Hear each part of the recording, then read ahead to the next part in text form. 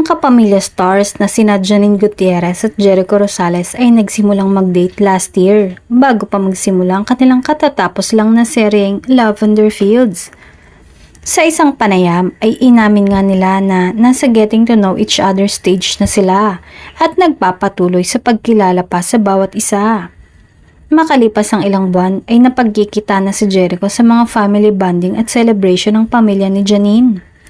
Maging sa get-together ng mga friends ng aktres ay kasama siya. Napabalita din na may relasyon na ang dalawa ngunit wala pang direktang pag-amin mula sa kanila.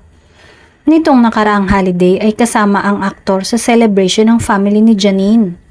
At recently nga ay nakitang kasama ni Jericho ang aktres sa pagbisita niya sa kanyang mga kaibigan.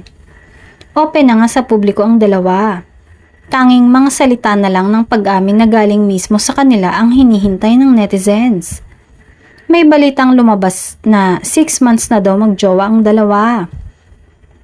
At ayon nga sa nakaraang panayam kay Echo, hindi na sila mga bata para magpakipot pa or what. Kung gusto at mahal naman nila ang isa't isa, bakit patatagalin pa ang ligawan stage, hindi ba?